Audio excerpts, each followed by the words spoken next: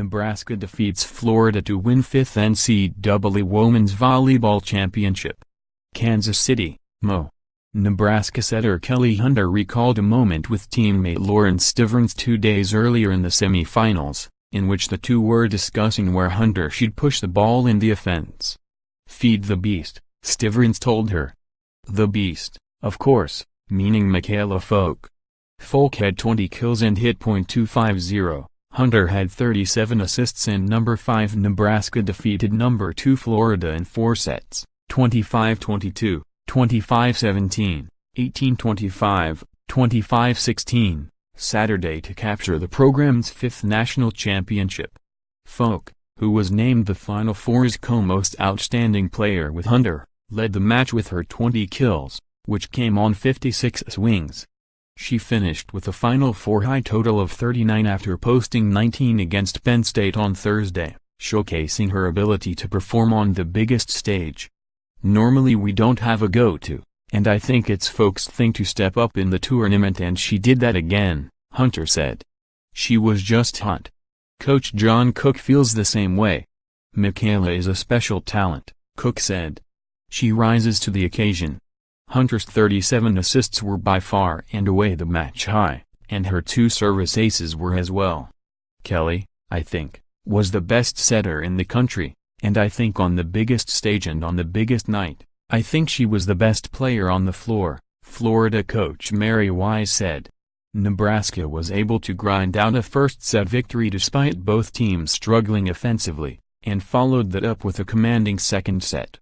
Florida refused to go down in a sweep though, coming back strong in the third before ultimately falling in the fourth and decisive frame. Getting over that initial hump was key for the Cornhuskers to gain an edge, and Foecke says it came as a result of shaking any initial nerves. "I think we just kind of settled in," Foecke said.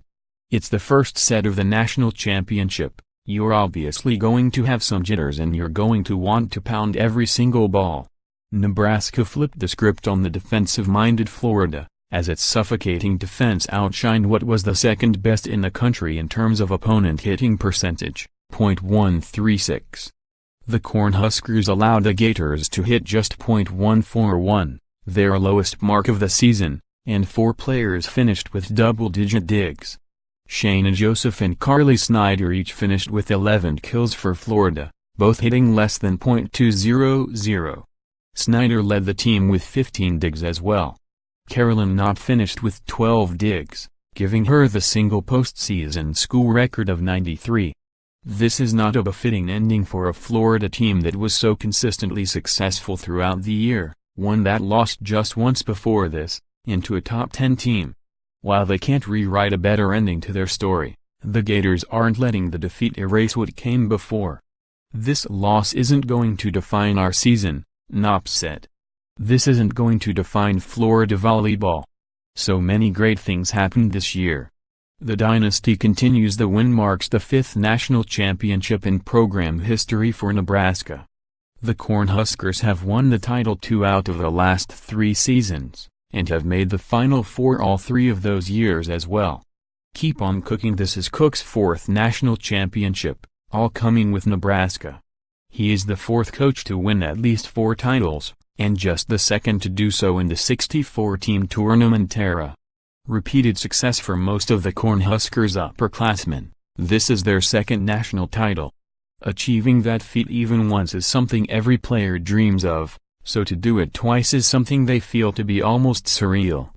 Winning a national championship kind of seems like a once-in-a-lifetime experience. And so to be here a second time is something that I'm super grateful for, Foecke said. Maloney's anomaly. Kenzie Maloney led the Cornhuskers with 15 digs, as she often has throughout the season. However, another part of her stat line was anything but normal. Maloney logged 2 kills on a perfect 2 swings.